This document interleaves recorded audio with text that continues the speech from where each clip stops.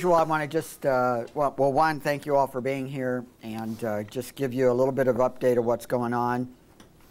Many of the stuff is about what we've talked about in the past.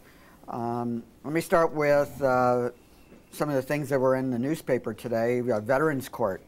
Mitch Kalali, or Judge Kalali, and I have been working to try to expand our Veterans Court beyond Lake Havasu City. We've met with the mayors of Kingman and Bullhead City. I believe they're pretty much on board. And now we're working with the county.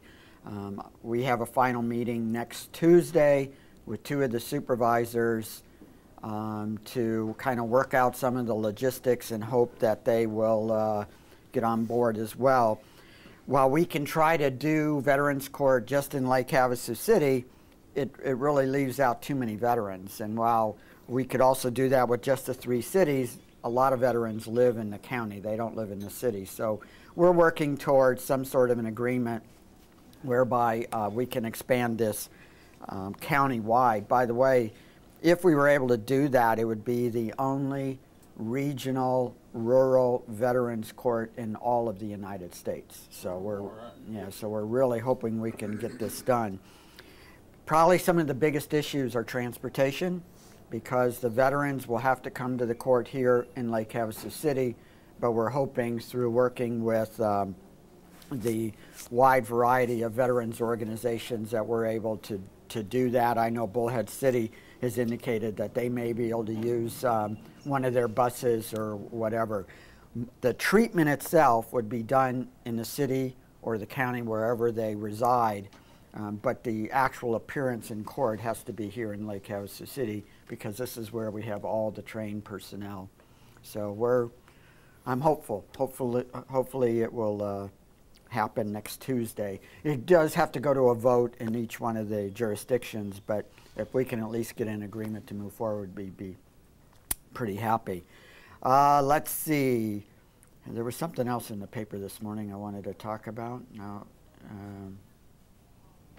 it'll probably come to me in a minute, but let's talk about the 280 project, Havasu 280. That kind of took a setback when we ended up with a new state parks director, and now we had an opportunity. Charlie and I met along with Representative Sonny Borelli with the new director. Her name is Sue Black, and she's I think very refreshing. She is somebody that looks for a way, as she put it, I look for a way to say yes, let's get it done, as opposed to all the obstacles. And so we're pretty excited. What we're kind of try to do, in fact, I've asked Gary Kellogg, who's here this morning, president of the Partnership for Economic Development, we've asked him to try to put together a economic impact plan so she can see what the benefits are of that Havasu 280 project, because my gut's telling me they are very, very substantial. But she wants to get started as soon as possible. Of course, she needs to talk to the governor about what some of those plans are. But again, the whole idea is that we would start with a launch ramp that would trigger us being able to put in a road to that launch ramp, and it also triggers the private property part of the whole overall project. They are ready to go.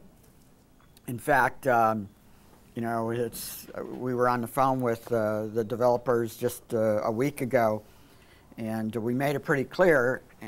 Basically what I said was, I have to know that when Charlie and the council and everybody else puts a shovel in to build that road, that the next day you're putting a shovel in to build that new project down below there, because we're all going to look pretty silly if you start to balk.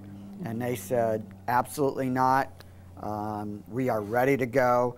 And I'm pretty confident of that, because they brought in 2 of the potential investors that I met with who do very large-scale projects. So we're hopeful that this will move forward. They've even moved heavy equipment onto the site down there, which is encouraging. Right. It's already there. Mm-hmm. Yeah, and the State Parks Director will be here next week, so she's going to visit. We hope have time to visit the site. Unfortunately, she picked a day that I have to be in Phoenix. I'm meeting with Governor Ducey as part of the League of Arizona Cities and Towns. I'm an officer of that organization, and we finally got a meeting with him, so I can't pass that up. Let's see, the Dean. Before you go away from the 280, Sure. how did the state parks fare as far as the state budget is concerned? Well, we had hoped they were going to get $3 million, but they did not.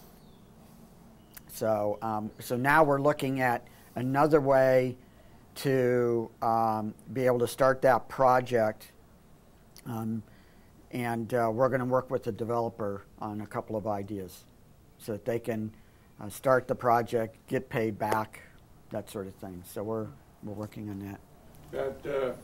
That we're committed to put that road in, aren't we? That's going to be pretty expensive. Have we budgeted for that? Yes, we have. Yep. It's already budgeted. It's already budgeted. Well, we've budgeted $1 million, $1 and that is probably will go a long ways towards getting that road complete. It won't finish it. That will get the road graded in. That will get the utilities buried. We're going to have all underground utilities, and so I have pledged for the road piece, or at least half the road piece, because the private development, as it goes in, the traffic requirements will actually require that the road be doubled. We'll put in the first half, which will be 2 lanes, 1 lane going in, 1 lane coming out.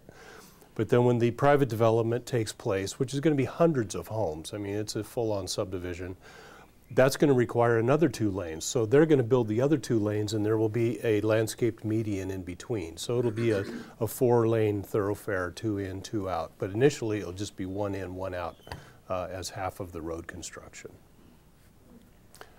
Yeah, and again, all we want to do is get that launch ramp started. Ultimately, there will be another marina there. For state parks, that's where the value is. But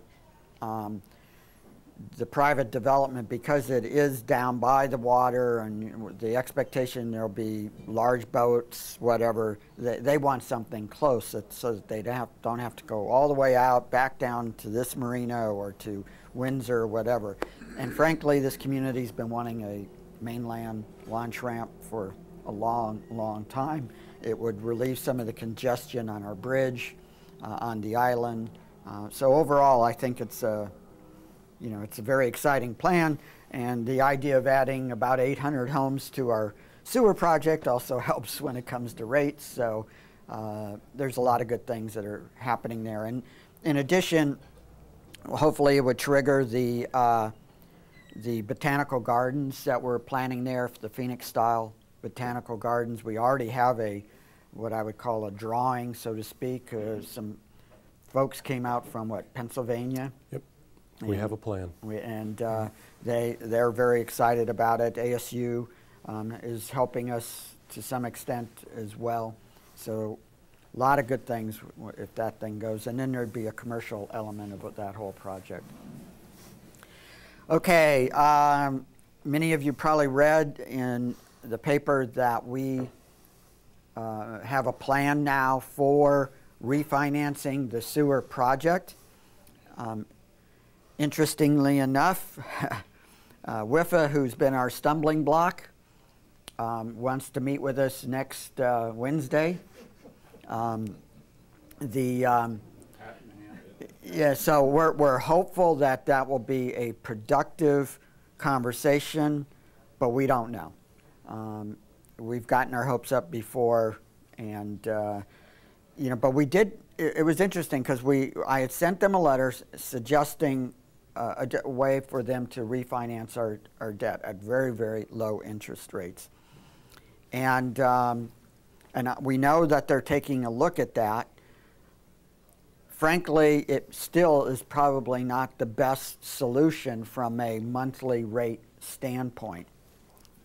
However, out of the blue, the chairman of that organization got a hold of Charlie and suggested different terms that they've never even suggested before. In fact, have told us don't even think about it. But now they're suggesting that maybe that might be in the cards. So we will see.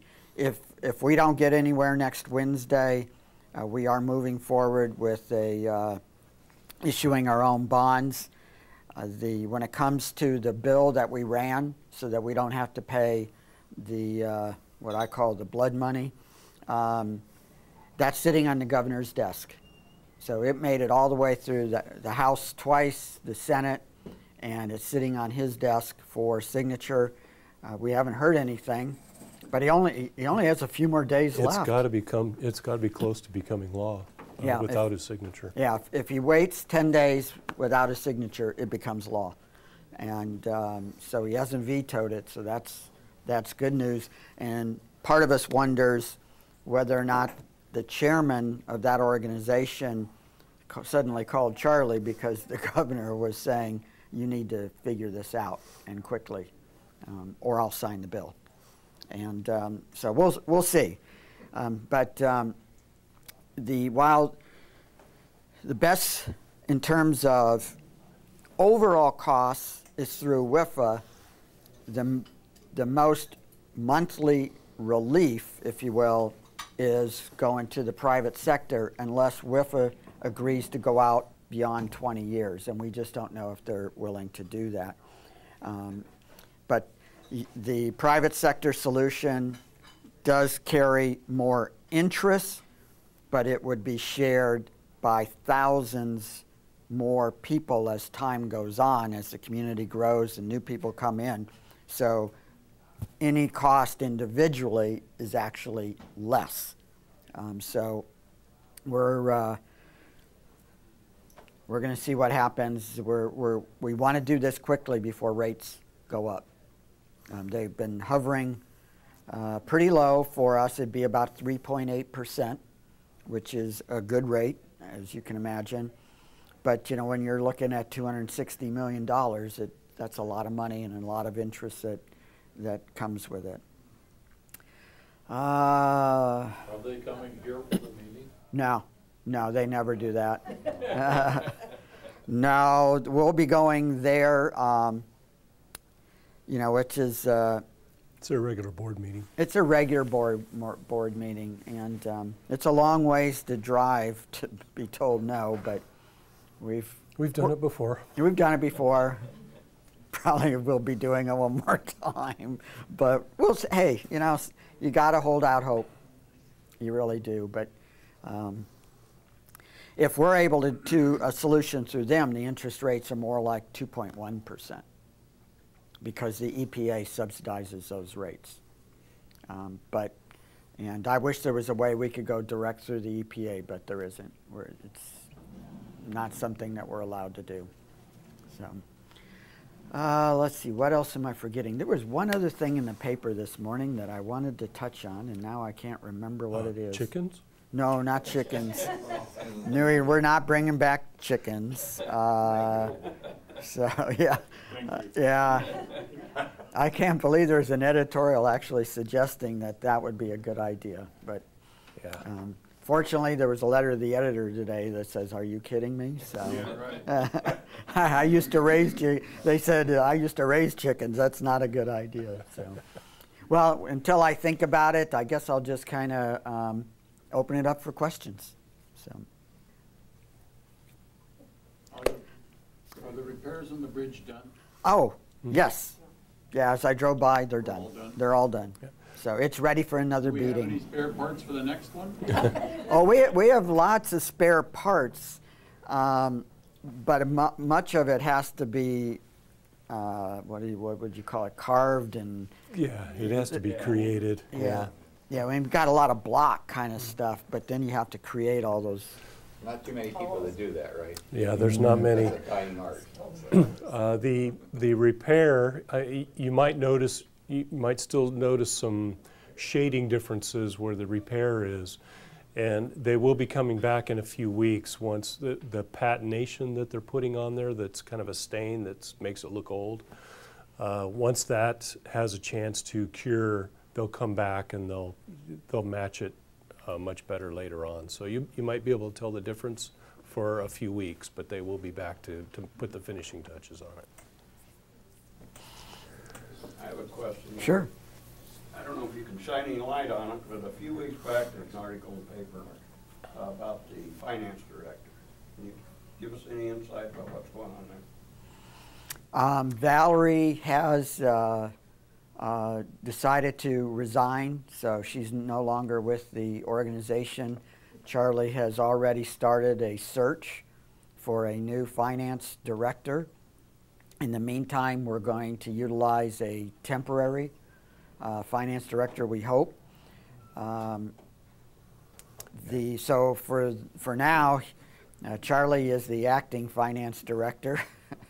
But we have a lot of good staff, and one of the ladies that has been involved in the budget and the sewer project is still there, although she went to work into the police department, and so we're going to borrow her to some degree because we could use that help as we have to meet with rating agencies and whatnot. But Valerie has decided to move on.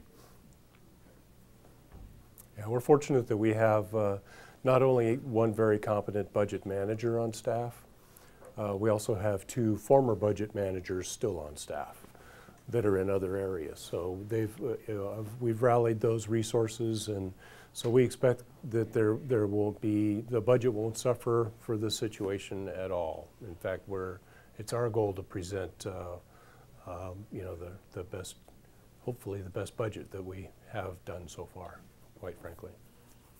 Is that what sparked the deputy city manager, or what brought that on? Now, the deputy city manager, Larry Didion, he retired. He retired months ago after a 30-year service with the city. And we went through a formal recruitment process. We came up with some very qualified finalists. I interviewed 9. We pared those down to 4. We did personal interviews with those 4. We narrowed them down to 1 who was head and shoulders above the others. Unfortunately, his candidacy fell out when he let us know what his rather lofty salary and benefit expectations were. So we're regrouping on that one, and this just happened a few days ago. So we're regrouping on that one, and if we have to reopen that process, we will do that. So salary depends on experience. It's not listed as a set rate. Well, there's a range, and he wanted to be way up at the top of the range, and around my office, you kind of have to work to get there, so. I know what was in the paper that I wanted to mention, finally. You probably saw an article about America's Best Communities competition. It's the ABC competition, sponsored by Frontier Communications. We, over the last, since last October maybe, have been putting together an application to compete against, I don't know how many cities there are. 140. 140 cities. And they are categorized. There's below 50,000 and above 50,000, but ultimately they all get scrunched together. What this competition is all about is America's Best Communities. It's a community that can put forth a vision and be able to execute on that vision. And so over the last several months, we've put together a very nice application. It was not easy. There were, I don't know how many members of our team, maybe 19 or something. It was a big number. And you can imagine when you get 19 type A personalities in the same room, nobody can agree on anything. And we had to actually use a facilitator to be able to rein it all back in. But we have a very, very nice application. First if you make it through the first step, it's about $50,000, and then you have to develop an even more extensive plan. But why it's important to us is, number one, we want a plan of that we can put forth, and we have some ideas. But first place in this competition is $3 million. So it's, and that's to help execute your plan. So it's not small potatoes. Second place is $2 million. Third place is $1 million. So we're, but we have very good team members there. Gary is on that team. We have Dr. David Young from ASU, a wide variety of community folks that are on it. And we're going to know, what's the date? April 29th. April 29th, whether we made the first cut. Bullhead City and Kingman are also vying for that prize, but they are in the under 50,000. Having said that, we probably think it's reasonable to figure that if any one of the 3 cities wins, it puts the rest of them out, because I don't think Frontier is going to pick 2 cities from Mojave County. They have, when they're all over the country. But the competition is stiff, and we'll see. We're looking forward to it. If we get that 50 grand, then what we have to do is match it with $15,000, and then that money has to be spent on creating a plan, involving the community, lots of different things. And we're happy to do that because, again, we really do believe that we're a wonderful community, and having a long-term vision of how the city should develop economically only makes sense. And we're probably, and this is just, we're not set on this right now, but we're looking at trying to create a community where anybody can work. In other words, this is a very desirable community in terms of aesthetics. You go out and it's a beautiful city. We have beautiful parks, and you look at the lake and the mountains and the weather and all those things. And that's very attractive to young people today. But what we don't have is the ability for them to be able to work. And one way to do that is to be connected, very strongly connected to the rest of the world through the internet and other communications, electronic communications. So we're looking at using that as a cornerstone, and then ultimately we're also looking at with ASU the possibility of what I think I might have mentioned this before, but what's known as maker spaces. They're basically incubators for entrepreneurs who want to develop their ideas, and then they can have these spaces where there's lots of different kinds of equipment, and they can explore prototypes and whatnot. ASU has several of these down in the Phoenix area, and it's been highly successful. And so that's kind of the concept of what we're looking at, but it doesn't preclude some other kinds of economic development as well. So cross your fingers. We're hopeful. All right, more questions? Yes, sir. When I was at the last meeting, I brought up my wash behind Easy Street Industrial Center and how it had washed away. It had been 6 months, and when are we going to fix it? Right. Well, literally, when I left this meeting and I drove to my shop, the tractors were there last month. So I wanted How's that for a response? That's pretty good. Charlie must have had some secret radio that he called and said, "You better get over there. This guy's killing us." But it looks great. They did a wonderful job. Good. And on another note, 2 really close friends had massive heart attacks in the last month of mine, and your crews responded on both of them, and they're both alive and doing well. Oh, good. And as a former firefighter, paramedic, battalion chief, I know good service when I see it, and they gave outstanding service. That's Fire good to and hear. police, to both these people. That's great. Good. And those people will probably have follow-up visits from paramedics I know the one will. as part of our community response program.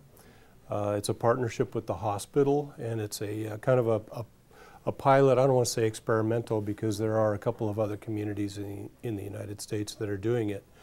But the goal is to reduce the number of follow-up 911 calls.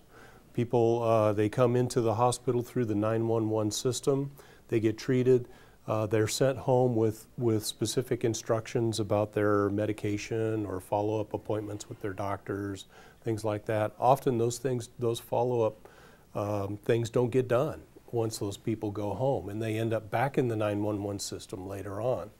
And so we have a program now where we have a neighborhood response vehicle where the paramedics will go and do a follow-up home visit with those folks that have come home from the 911 emergency room system to make sure that they have everything they need, that they've filled their prescriptions, that they've made those appointments with their doctors, and that's been a tremendous success in the last, well, it hasn't been in effect quite a year yet, but the 6-month follow-up update on that was showing very favorable results as far as people coming back into the system were reduced greatly.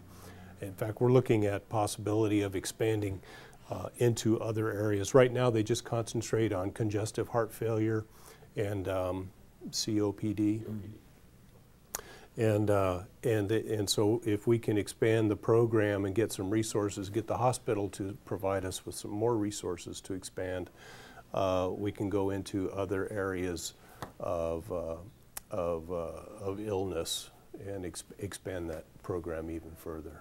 So. I know they do that program in North Dakota where my son's a physician and he's involved in it, and they do this care. And one of the goals is to keep the patients from going back to the hospital and Exactly. these massive Right. medical bills, and they have actual paramedics that go to the house and do house calls and get them Yep, squared that's what we're doing here I'll now. pass that on to my friend's wife. The one's not home from Phoenix yet because they had to ultimately fly him to Phoenix and he's rehabbing, but Oh, he'll need some more care. But they did a great job. good. That's good to hear. Joe? My wife went through that. She went to the hospital with COPD and come home, and they came out and did that routine. And it was very impressive because they found stuff. They not only come out and make sure you're taking medicine, they went through our whole house looking for other safety factors there and recommendations.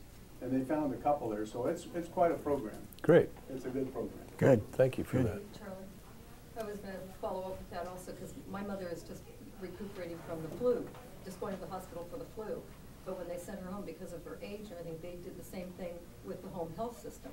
And they followed up with the therapies and the nurses coming out a couple times a week and help aid type things. And it's been incredible.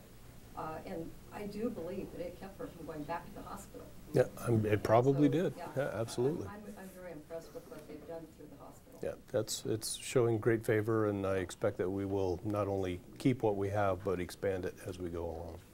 It is quite a thing. I currently serve on the hospital board here, and it's been such an impressive deal that Dennis has actually been brought back to the LifePoint operations back in Nashville corporate to present it, and I think he's very shortly going to do a big one in Las Vegas. Because I guess the one thing that we can be so grateful here is between the fire department and the hospital is they have what they call balloon time. You know, the time that you're picked up for a heart attack till they can do a stint or whatever, and it's right. It's better than almost all the national readings right now. So the one thing that they want to encourage all the time though is that, and especially us older males tend to do this, we may start the beginnings of a heart attack and say, well, you know what, I'm going to get in the car and drive myself to the hospital. And man, that's totally the wrong thing to do, by the way. So, you know, you need to call those guys, you need to call those paramedics. They have all the right stuff to get you there, and they start treatment with that doctor from the minute they look at you, they start monitoring it. They know what they're doing. They're also doing some more telemetering equipment that's coming into play that's going to take us even another step higher. So it's an amazing process, and Dennis has really represented. He sits on the board for the hospital too and represented the city very well. Yeah, with the technology that's coming out now, it's really remarkable. Once you're rolled into that ambulance, or even before then, in fact, with the kinds of monitoring and remote monitoring and telemetry that they're using now, it's almost like you're already in the emergency room before you're even in the ambulance. Won't be long, it'll be on your iPhone. Yeah, an app, yeah. For those of you who don't know, Dennis is our fire chief, Dennis Mueller. Yeah. Something else that I wanted to touch on, nobody's asked about it, but yesterday there was a long discussion. I'm the chairman of, it's called the Clean Colorado River Sustainability Coalition, CRISCO. And we had a lot of discussion about the green algae that we see here in Lake Havasu, but we've seen it in Meade and Mojave.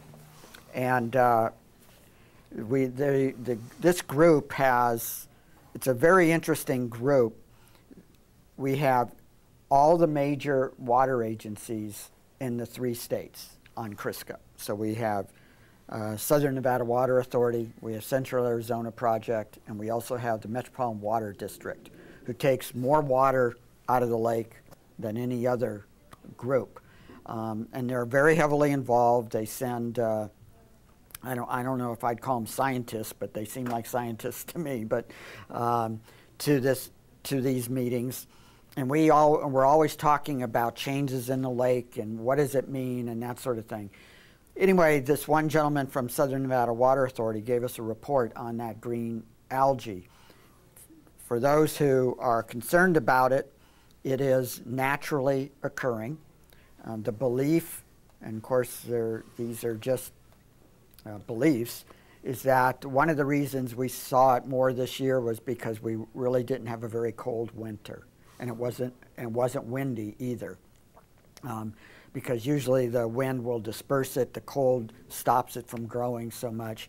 And for the most part, and I want to say this carefully, it's not harmful whatsoever. Having said that, common sense says that if you see a green area, don't be swimming in it. And don't let your dog swim in it. Because, and one of the reasons they say that is dogs, if they swim in it, they get the green stuff all over them, and then they lick it all off, and that could be harmful because of the high concentrations. But what we're seeing right now is that it's all dying off. It's dying off and going away, but it is very rare that you'll get it can produce a toxin, but it's very, very rare.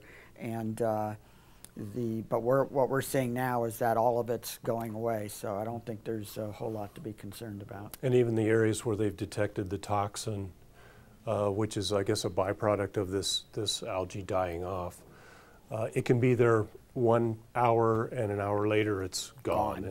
It's kind of impossible to pinpoint where the toxins might be, and even if you do find them in that spot, you come back an hour or 2 later, you might not be able to detect it. So it's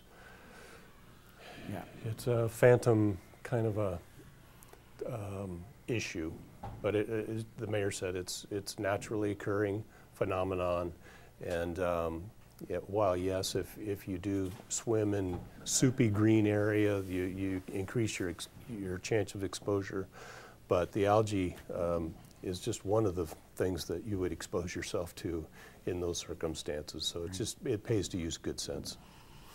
But this group actually monitors on a regular basis the lakes and the river. We have a database that it all goes to. It's hosted by Southern Nevada Water Authority. We look at things such as the foam. Sometimes you'll see foam on whether it be the lake or in the river, and we monitor that. And again, that seems to be really naturally occurring, because what happens apparently is that as the warm weather occurs, the lake starts to stir and the river starts to stir, creating these phosphorus foam bubbles that come up from the bottom. Not harmful, but it's an interesting group. There's probably 15 different agencies across Western Arizona, Nevada, and California that's part of this group, all dues-paying members, and it's been in existence for probably the late 90s. I became the chairman I'm thinking 96, yeah. 98. And I became the chairman in '06. Haven't found a way not to be the chairman yet. Working on that. That was a product of the original wastewater master plan. Correct. That was required of the city back when the toxins were discovered along the shoreline. That ultimately led to an economic downturn because the public relations got out of control and people thought the lake was closed or poisoned or something. And so the city created a wastewater system master plan because the testing suggested that maybe that contamination was coming from septic systems, which ultimately led to our wastewater system expansion program. So Crisco was an agency, a regional agency that was put together. Melanie Grinstead Hannock was the mayor at the time, and she was instrumental in putting this group together because she was told that if the city had a prayer of getting federal attention for possible grants and such on our wastewater system program, it had to come from a regional level. So that was the effort that led to the creation of Crisco, and now it's kind of morphed into something a little bit different than what it started out as, but I think much more meaningful now than it has ever been before. Yeah, I would agree. I'd agree. Yeah, the Bureau of Reclamation is represented on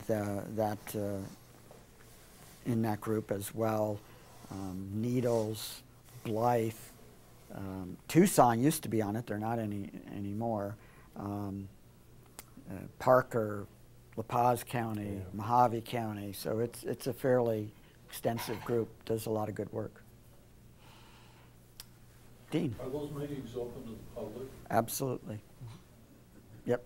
The difficulty is that they're all over the place because we used to have them primarily in Havasu, but because we have members from all over the West, we try to move them. Yesterday it was in Bullhead City.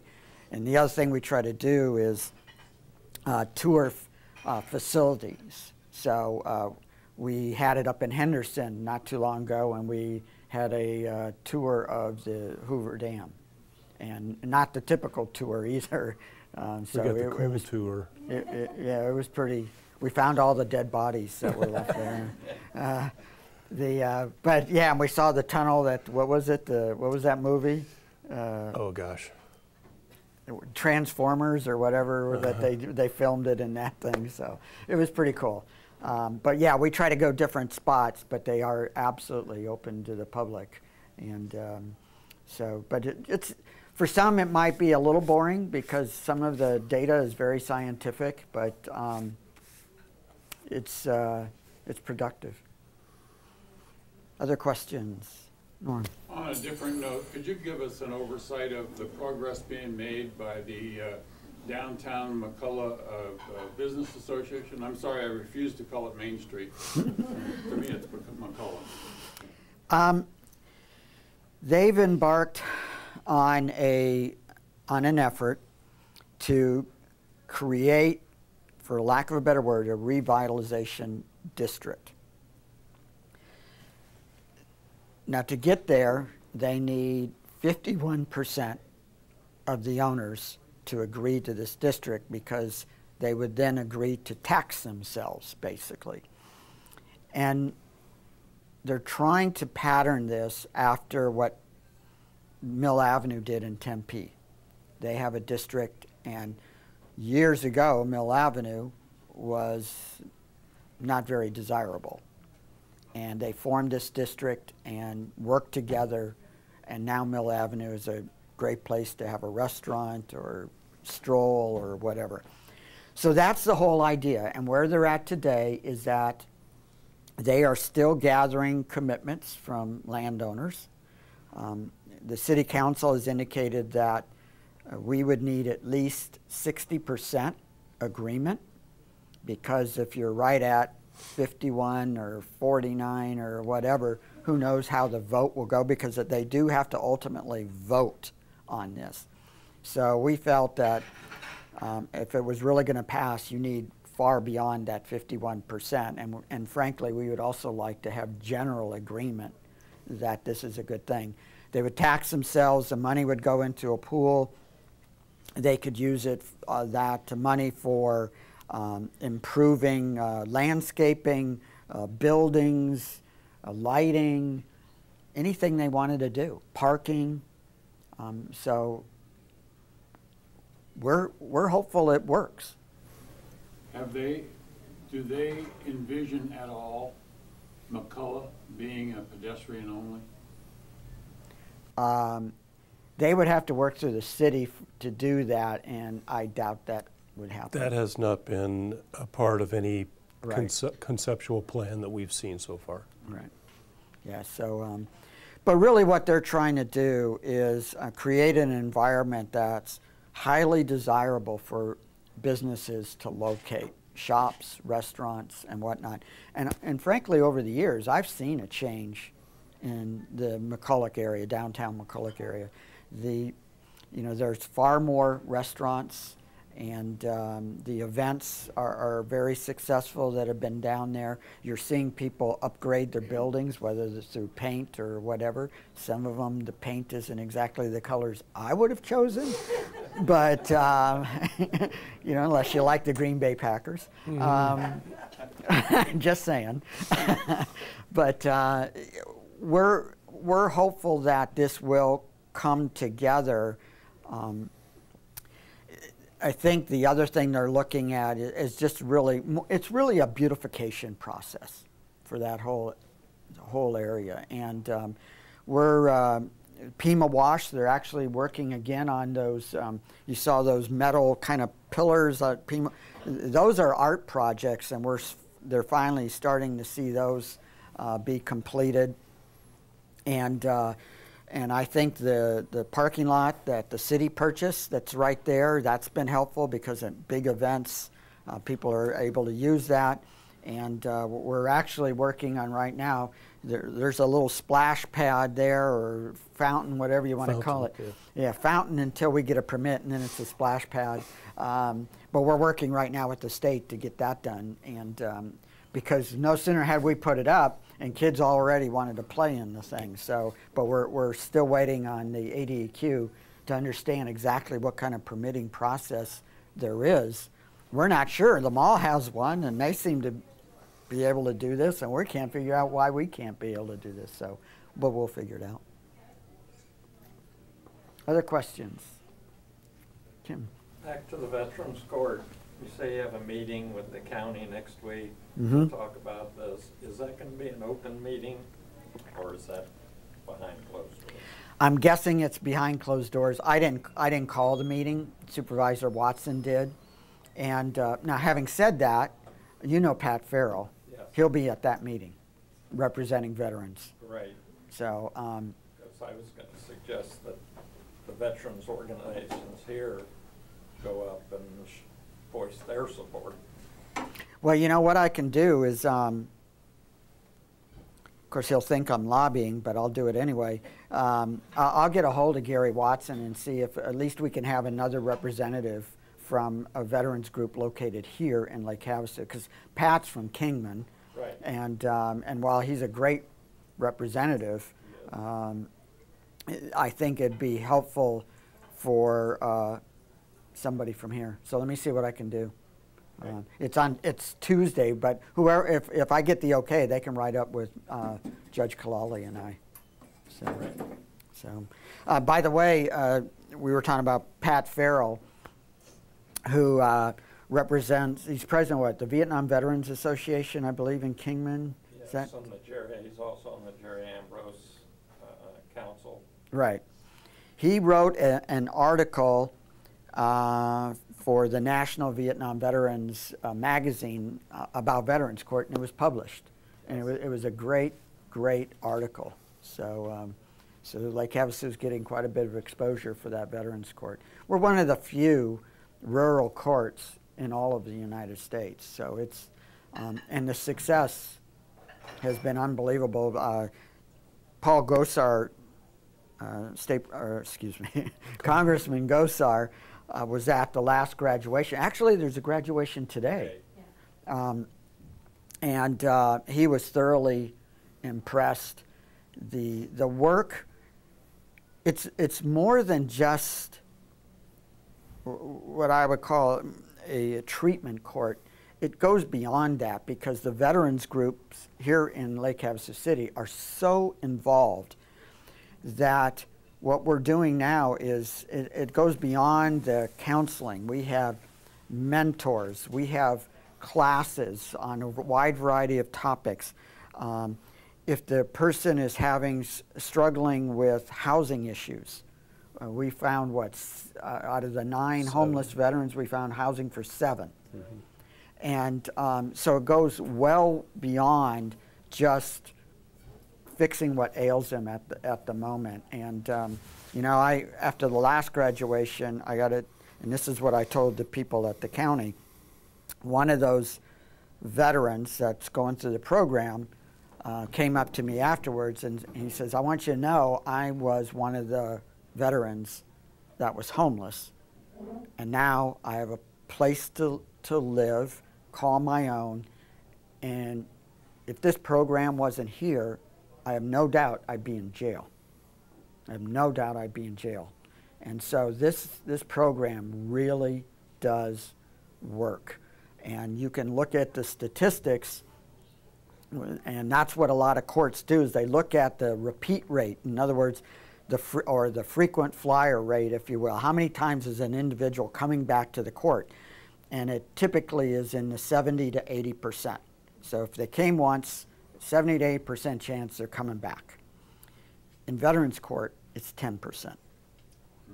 That is a massive change. Even with the drug courts, I think it's around 30, 35%. So Veterans Court really does make a difference, and we're starting to see those develop throughout the United States, and we're pretty proud that we have one here. And Mr. Mayor, I think you can take a great deal of the credit for that. I mean, this was your idea. It was based on information that you had gotten from other parts of the country, and thought, why not here? And you know, often, and excuse me for waxing philosophical here, but often people will ask, you know, why, you know, what keeps you coming to work every day? You know, you guys take so much abuse, and my pat answer is, well, this is one of the few jobs that are available where you can truly make a difference in your community.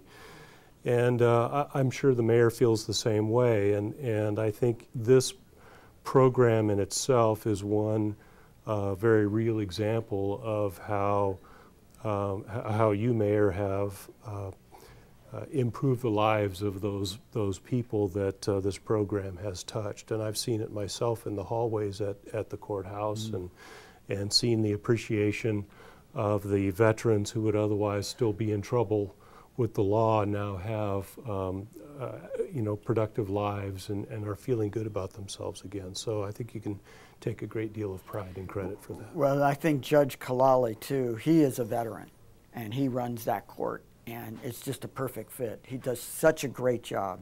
If you haven't gone to a veterans court, they're every other Friday at 1 o'clock. There is one today, and we'll have some graduates today. But just to, you know, if you go to a normal court, it can be quite combative. And in this one, the first thing that happens is they ask the veteran to approach the bench, and Judge Kalali leans over the bench and shakes his hand and thanks him for his service. That's how it starts. And suddenly the person there is like, wow, this is a little bit different. And they'll ask what branch of service. And we'll say, let's say it's Navy. So everybody in the audience goes, anchors away. So, so it's really an important court, and has made a difference. So we're happy with that. Other questions? Wow, easier group this week. Well, I arrived rather late. Sure. I just came. Let me think. Pickleball. I don't know. It's right here. Anyway, yeah, I just wanted to express my opinion about the pickleball. We just need courts, outdoor courts. It's the fastest growing sport in the United States. It's it's a big thing in Havasu. Mm-hmm. And I understand there was 80,000 or 85,000 Still is. put aside for it. Mm-hmm.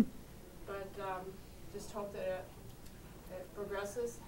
Yeah, we haven't taken it out of the budget. It's supposed to be for, I think, the next year, isn't it? 16 budget? It's yes, 15, in July. Yes, it's 16, 17. Oh, really? I beg your pardon, 15, 16. Well, that was part of the misunderstanding. Probably. I beg your People pardon. think it's in the current budget. It is, Well, 15, 16. Well, it'll be. Yeah, we're in a biennial We're a budget June cycle. year Oh, in. okay. So when we say 15, 16, we're talking about July 1 to June 30. So July 1 of 15 to June 30, 16. So it's in the budget for next year. By this time next year, I fully expect we will have more pickleball courts in Lake Havasu City. And they will likely be at Dick Samp Park, Okay. which is where the original design is intended to go. That's what my understanding was, that Right. they And were we're, going to put them there. It would really be nice to have them more centrally located. If there's any room at all at Rotary Park, it'd be perfect. But I know that's high priority for other things. So Yeah, we're that- happy to get them and appreciate that they are being looked after. well, and then when it comes to converting the ones at London Bridge Beach, we are going through a process of making sure that those who created that basketball court there is okay with striping it also for pickleball, because I think it was hastily said, oh, sure, we can do that, without stopping and saying, well, who put that in? And it was actually the Havasu Leadership Development Group from the Chamber of Commerce. And we, Well, I certainly understand that. I understand Right. that background. yeah, And so I- we just wanted to make sure that those who sponsored that were okay with it.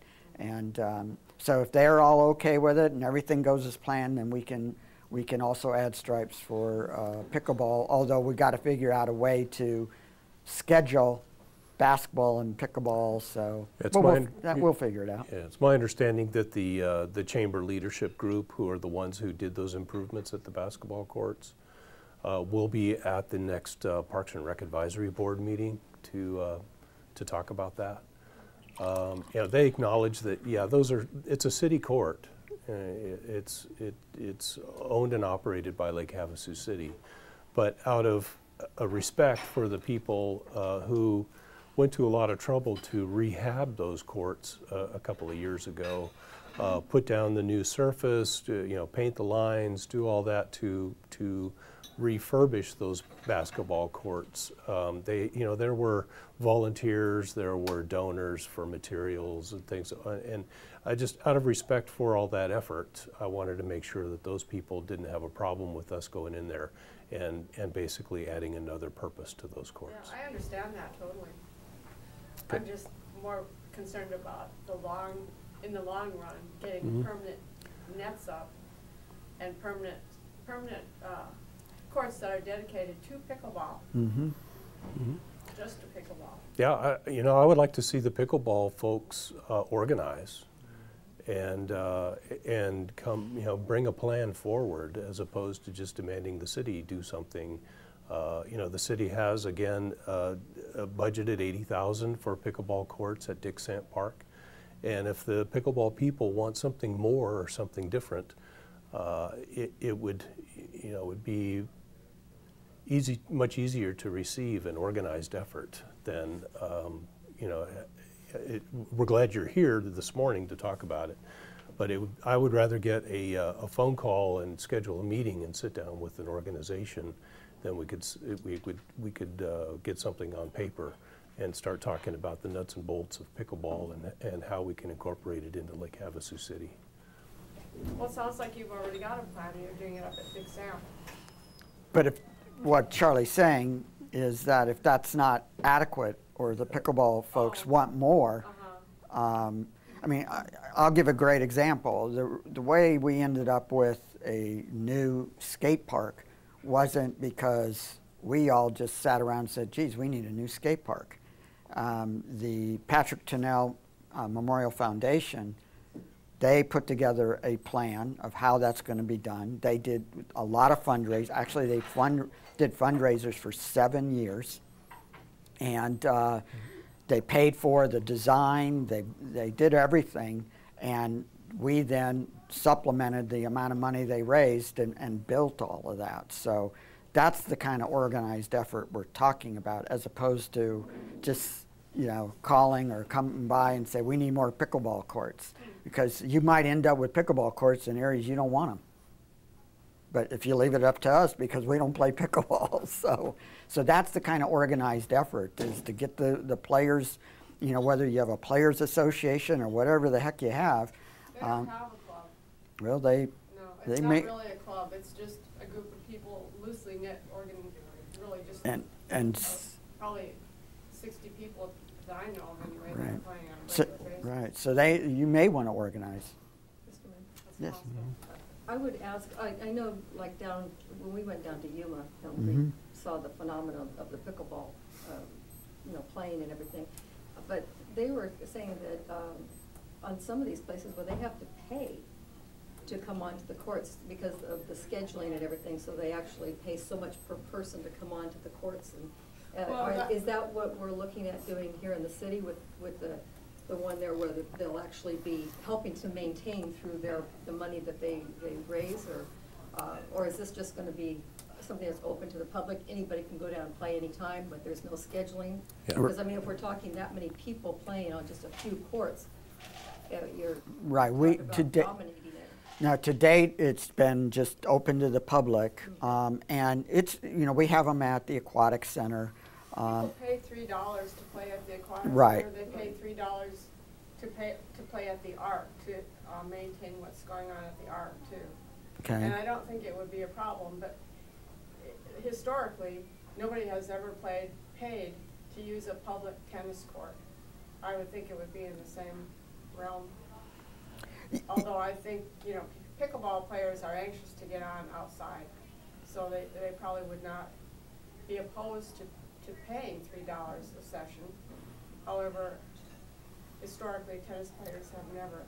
But like, in something like that, you're talking something where it would be a scheduled time to be on there for that $3. In other words, correct. They'd be scheduled in for a couple hours or whatever, and then, because if you have that many people playing on just a few courts, obviously they'd be full a lot, I would think, you know, all day long. No, I don't think so. If you were like the paper said, you were gonna put in 8 courts, if you have 8 courts, everybody plays double and they come and arrive at different times. 8 courts would satisfy the community for at least the foreseeable future, I would say.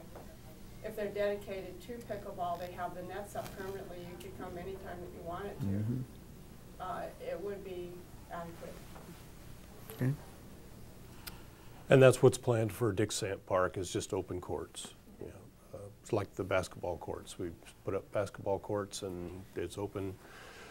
We are looking at the possibility of, and we have actually the capability with technology that we have at the city right now that we haven't activated or implemented, but there is a scheduling kind of an app that you can put on your smartphone to where you could potentially schedule court time.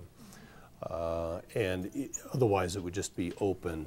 But you know, I assume there would be a sign there that says you can schedule time or it's open time. And if you're there on just open play and then somebody who has time scheduled, then you'll need to leave because the scheduled people take priority. And that's just my thoughts on that. And we haven't really explored that in much detail. I just know that it's available to us. We just need to look into how to appropriately implement it. And if you currently have, say, 60 active players, and it may be more than that, and you've got 8 courts, you've got 32 people on the court, and it plays fast. People don't mind waiting, you know, playing one game and then waiting 5 minutes and getting back out again. They rotate in and out anyway. That's just the nature of it. Charlie, maybe you could mention the new app we have about if somebody sees a repair. Or yeah, Havasu Now. HavasuNow.com lhcaz.com, I guess, or you can go to the city's website, lhcaz.gov, and download the app, Havasu Now. And I have it on my, much to my staff's chagrin, I have it on my smartphone. It's an app where if you see a pothole or you see a sign that's down or you see something that you think somebody at the city should know about, you know, a leak in the street, whatever the case may be, you can take a picture of it with your Havasu Now app, and it will automatically send that problem to the appropriate staff at City Hall. They get the picture, they get the GPS coordinates, we know exactly where that picture was taken, when it was taken, and it gives us the information that we need to get that in the queue and into the maintenance services area. And it actually, it tracks that task, if you will, and lets you know as the original person who submitted it, lets you know where it is in the process and whether it's been taken care of or not. So yeah, Havasu Now.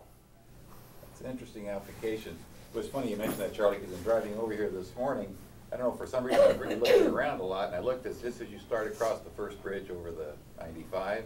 That hand railing's all faded out now, and the other part's rusted, and there's some weeds along the curb. And I thought to myself, yeah, we should probably clean that up. That would have been nice. I would have just gone on to the Yes, that's right. There you But go. if you look at that when you go back, you'll see the same thing. That hand railing's really in bad shape. Yeah, I test it every once in a while. I'll take a picture of a crooked picture in my office or something. Say, could you straighten this out?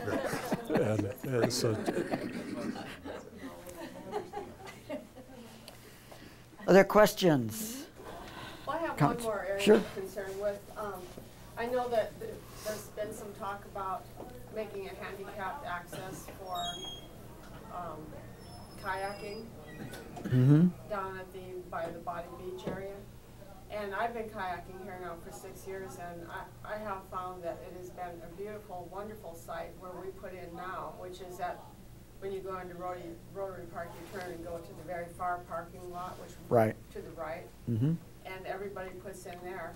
And the people that I know, regardless of what gets built someplace else, do not want that taken away. We still want to be able to, the far majority of people will still use and want to use the one we're currently using and have been using for many years. Well, I guess I'm not sure how. you know, I think the Parks and Rec Advisory Committee is looking at that handicapped ramp concept. So it really hasn't come to me officially yet. But as far as I know, there isn't any discussion, at least not at my level, with respect to taking away any privileges. So as far as I'm concerned, you can continue to do what you're doing down there. Okay, well, there was just some talk about that if they create another one someplace else, that maybe they would expect all of us to go to that, to the other area. Yeah, I think which is much more isolated. I personally wouldn't want to park my car down there. I think the concept is, and I may not have all of the information, but the concept is to provide a wheelchair access all the way to the water. That wouldn't mean that everybody would have to use that, but if you were in a wheelchair, certainly that would be where you would want to access the water. Well, that's just a concern that people have, is that they don't want the whole community to have to go down to Body Beach to use a different area than what we're using now. I don't think you would need to be concerned about that. Okay. Joe? In previous meetings, you mentioned Site 6. What's going on out there? Is it dropped now again? No. What do you- No, Site 6 is still what I envision as being probably one of the most exciting and fun projects in our near future is going to be the resurrection of the building out there at Site 6. The architect that was selected through competitive process to come back with some concepts and some renderings on how we might be able to repurpose that building and maximize its public use. I expect to see something back from him next week, in fact, because I need to, we're in the process of putting the next year's budget together, and so I need to figure out how much we should budget for that particular project. But that's, No, the only thing I have budgeted at this point is the feasibility study, the concept stuff that we're going through now. That's already been budgeted, and I expect to have that You completed. have like an estimate on that, what that's gonna entail to? The concept, the feasibility? Well, if when it comes back, you know about what kind of budget you would. No, that's why I say I don't expect to have an idea as to what the total project cost might be until I see what they're proposing. It could be something very small. They might come back and say, you know what, this building is unusable, it's unsafe, it's unsound, it needs to come down before it falls down, it's full of asbestos, it's just not worth saving. It may end up being a non-project. I hope that's not the case, and that's not the initial information that I've gotten. But it could be a project all the way from 0 to something significant, and I don't know what those numbers are yet, Joe.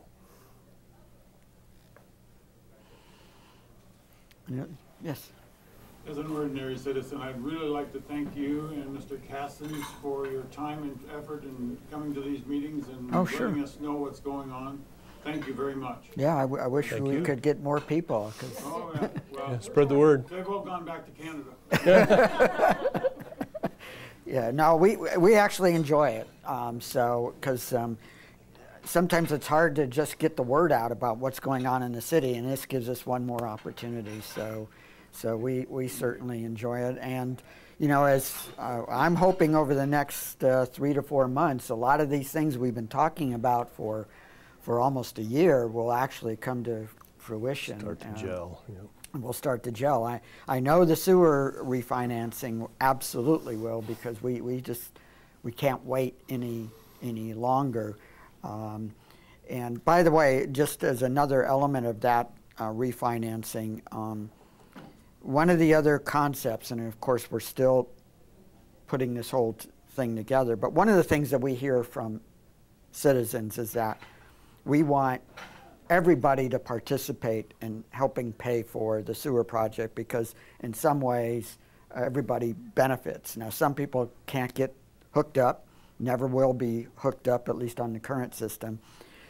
But one of the ways that we're going to be able to do that is through melding of the water and wastewater systems. Now, when I say that, I don't necessarily mean we just combine it all into one and put all the workers into one.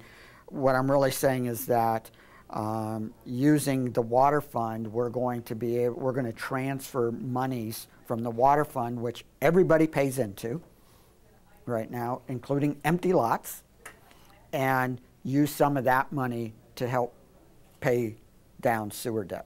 So that's one way to get everybody onto the system in a way that I think everyone can feel at least reasonably good about. And so we're gonna do that.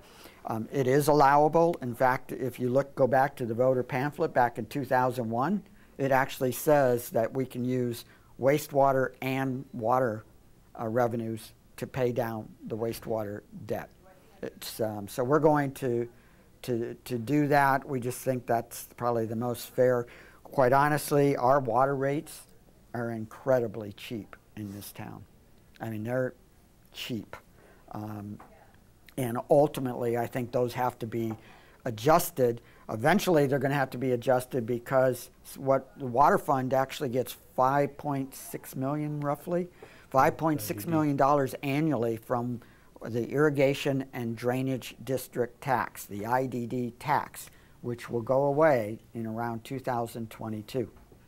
So we'll have to supplement those revenues in another way, because most people don't want that tax to continue.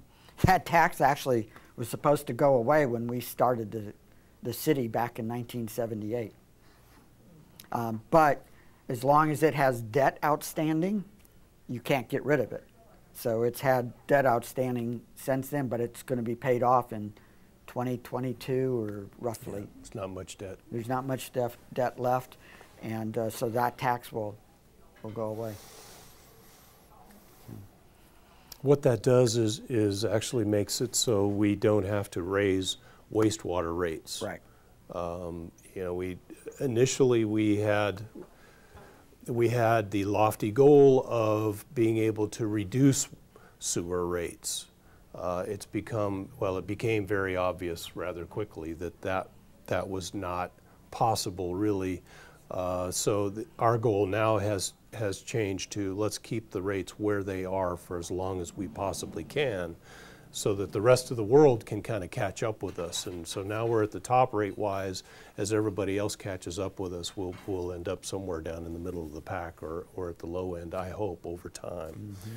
So it's extending that time period that before we have to start raising wastewater rates is what our goal is now. And I think, well, we've been successful since the last rate increase was 5 years ago. We're hoping we can get another 5 or 7 years out of the rates where they are now before we have to consider raising them again. And given the debt scenarios that we're working on now, and I think we'll be successful with, even when those rate increases are inevitable 5 or 7 years from now, they will be significantly smaller than what we were looking at otherwise. Smaller by maybe 15 cents a 100 cubic foot from $7.30 where they are now to like $7.45. So it would be a significantly lower rate increase because it would strictly be based on cost of operation and the capital improvement program costs, and won't have that debt component attached to it now, which is what's kind of haunting us now, is the debt piece. Yeah, it's funny because when you look at how the financings work, it seems like it should be a simple concept. You've got to pay your debt, you got to pay your operations and improvements, and how should that change in any given year? But it does.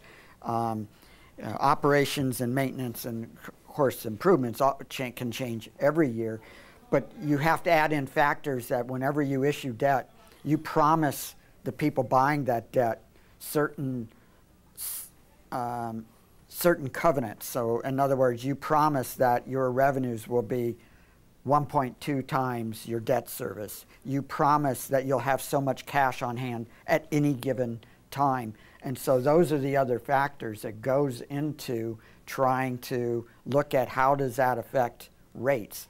And by refinancing those debt covenants on debt service, the 1.2, and there's actually two calculations. There's one on the senior debt, then there's one on junior debt.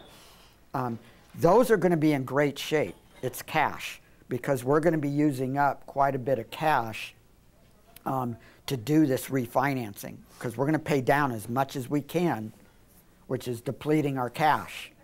And so, but we'd rather pay down as much as we can before we go out and borrow. But then what leaves us very tight on the bottom line, where we have to have so much cash at any given period. So we're gonna try. Joe. This WIFA meeting Wednesday, is that going to be a productive meeting for answers, or is it just going to be a discussion like you've been doing? We hope. You give them information, correct? Oh yeah. Yeah, we've been. Do you feel that it's going to be a productive meeting where we get an answer out of them or not? We'll get an answer, I'm sure. I mean, that's a great question. You know, Joe, one of the things that we've always wanted to do with WIFA is just sit around a table and say, let's look at options. What are the options that we can look at? What can you explore with us? But instead what happens is that we have to bring a single option to the board, and they either say yay or nay, and for the most part they've said no. So then we have to go back and say, okay, how about this? And they go, okay, we'll put that on the agenda in 3 months from now, and they gather a bunch more data, and then they start over, instead of just sitting around the table and say, let's negotiate something. Let's work out a way to get this done that we all feel like we can accomplish. I don't know. We've given them a lot of data. So is this an invite from them to you after you sent the information, or you're just going to attend one of their board meetings? No, this was we're specifically on the agenda. Is that an open meeting over there? I think it is. Yeah. I think it is. it's in. Usually you don't see too many people from the public. It's a pretty small little room, but I believe those have to be open. Sure, yeah. They're posted. You can go to the WIFA website. You can look at the agenda. Yeah, it's a public agency. But like the mayor said, it's a pretty small venue. It's usually pretty lightly attended. Just typically the people and their technical and their financial people are there. But there's rarely more than 5 or 6 people in the gallery. This meeting, we're on the agenda for this board meeting in response to a letter that the mayor sent asking for consideration on the kind of the bundling concept that I took to council on the 31st. And that's what's going to be considered. And I have been contacted by the board chairman on 3 different occasions just in the last few days, wanting to get more clarification on exactly what it is that we're asking them to do. They've never done that before, so it'll be interesting to see how this board meeting is different, or if it's different from the ones that we've had before, where basically it either got tabled or it was a no, we can't do that, or WIFA staff puts a chart up on the projector screen that has red numbers on it and says, see, this is bad for WIFA, so staff recommends a no. We're hoping that this one will be a little bit different, and hopefully we'll have a little bit more of a cooperative element to it, primarily because of the legislation that we have going. I don't think they want to see that legislation pass, so hopefully there's a new spirit of cooperation that is centered on that, and we get a little bit more cooperation than we ever have before. Yeah, and oh, go ahead. I was just going to say to tell Joe how cooperative they are. 2 years ago, when I went as the liaison between the city and them, and I went in to attend the meeting, they informed me that, here's the introduction of who's here, and you can go now. Yeah. So they're not. Well, that's why I asked if and Charlie said they responded back and asked more questions, because that tells me that they are thinking of something there. Because in the past, you said you went over there and it's been a meeting like you said there, so yeah. I'm just kind of curious to see what's going to happen here. Yeah, and we're trying to get some things clarified. I mean, one of the understandings that Charlie and I and others have been under the impression is that the GATA refinance, the Greater Arizona Development Authority, that $58 million, we went to them and asked them to refinance that. That was a 5% debt. And they said, well, we'll do it, but you're going to have to wait until July of 15, and the rate won't exceed 2.5%. We've always been on the understanding that that was going to be a 30-year term, because that's what we had, is a 30-year term. And recently we got told that, no, what they meant was 20. And that's not particularly helpful in reducing our debt service. That 10 years makes a big difference on the bottom line, Yeah. With the kind of numbers that we're looking at. So those are the kinds of things that, at least they're coming back now saying, do you mean 20 or 30? So we have an opportunity to really narrow down the clarification. So there's hopefully no chance that they're going to say, well, we're going to table this because we need more information, which that's happened to us before too. And if they do table it, it'll be too late. We're going to move. It's not like they're giving you a 30-year term for a 20-year rate. Well, that's a good question, because as it turns out, the rate differential is incredibly small. It's like 0.1 or 0.2. So either way, we're good with it. The 30-year or their 20-year rate is about 2%, maybe 2.1, and the 30-year rate's about 2.2. So, so either way, but so then what happens is that the term makes a huge difference, just like a 15 versus 30-year mortgage makes a huge difference in our debt service.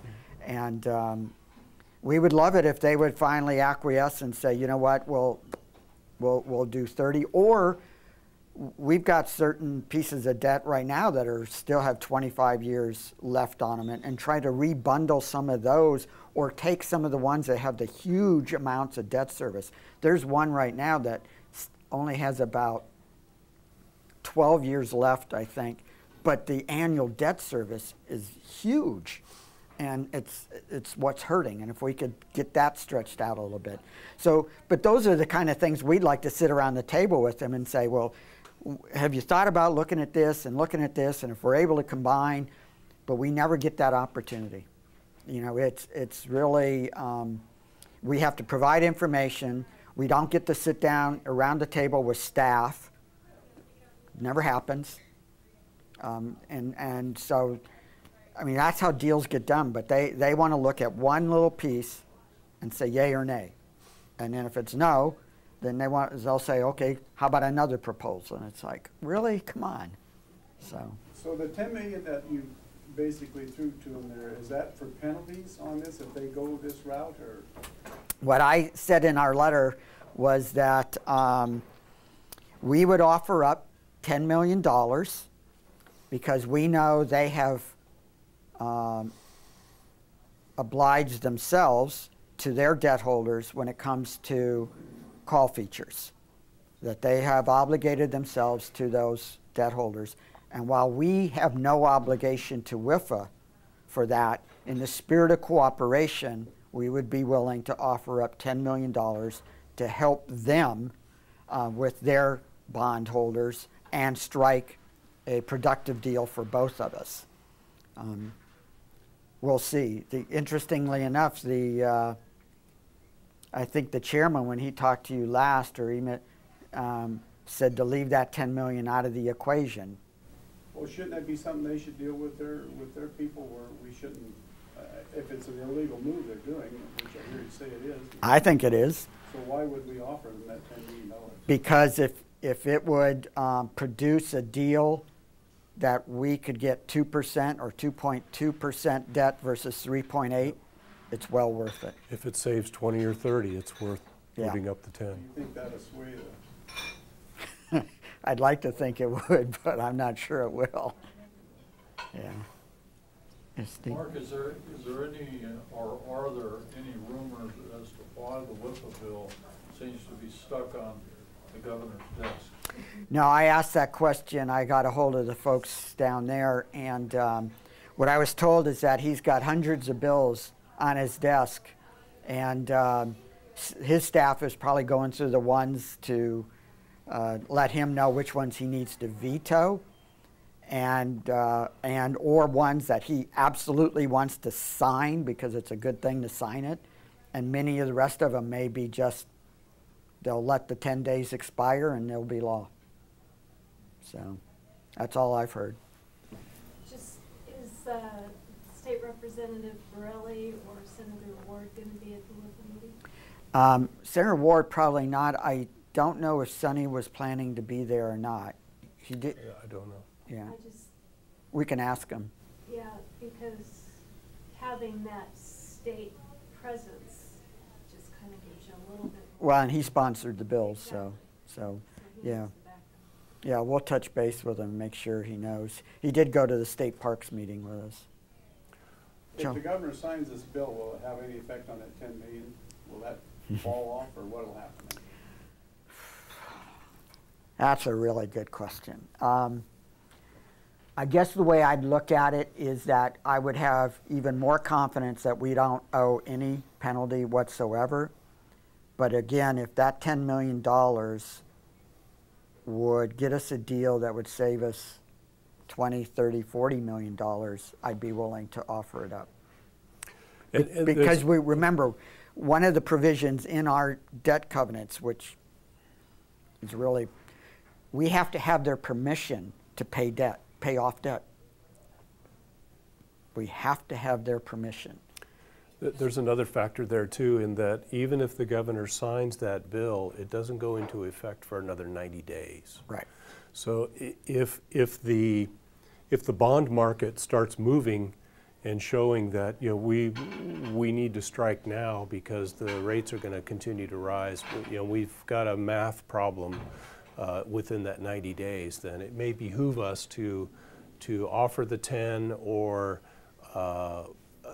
do something different rather than sit and wait for that 90 days to expire in the interest of not having to pay WIFA their interest penalties. And even if we don't pay the interest penalties to WIFA, there's no telling what their response might be. As the mayor said, we have to get their permission just to pay off the debt in the first place. So if there's a bunch of conditions attached to it, that could further complicate issues and further take us out into the future and be more subject to that volatile interest rate in the market. So we have to be very sensitive to what's going on, how long it's going to take to get it done. And it's my opinion, the sooner we can get this whole thing wrapped up and done, the better, because we're at historically low interest rates, and we'd be foolish to dance around trying to satisfy WIFA or whoever, and then end up having it cost millions and millions of dollars because we've lost the spread on the interest rate. So it makes sense to keep the carrot dangling. Yeah. Oh yeah. Yeah. And it's my hope that the reason why the governor hasn't signed that bill yet is because he has told WIFA, you work this out with Lake Havasu, or I'm going to sign this bill, or if you guys can work it out, I will veto this bill. Or I'm hoping that's the carrot for WIFA to work with us. Hopefully that's coming from the governor's office directly, and that's why our bill is still there. Well, either way, if you work out a deal with them, it's still going to benefit other cities on their loans. Sure. With WIFA. So, I mean, why wouldn't it be a benefit for him to sign? And if you can make if WIFA cooperates Wednesday, it's a win-win for everybody. Right. Yeah. The one reason I could see the governor not signing is that he has been convinced by WIFA individuals that this bill would be so harmful to WIFA they'd never be able to make another loan to a city. Well, it isn't true. This is an organization that has $1.5 billion in assets and $200 million in available cash. Not having not us paying call features of 10 or 15 or 18 million isn't going to put them in such peril that they can't make another loan. Honestly, right now they're making very small loans. There's just not a lot of activity, and if Lake Havasu City is no longer a customer of theirs, their portfolio is really small. We're 30% of their portfolio. So I think, if I was on the other side, I'd be looking at it and say, making a deal is a lot better, because we have a portfolio that we can continue out with, but we'll see. We did a quick calculation just the other day while we were driving in the car. If we could literally take the remaining portion of our debt, including GATA, and do 30 years at 2.2% or whatever, we would lower our annual debt service by over $8 million, almost $9 million.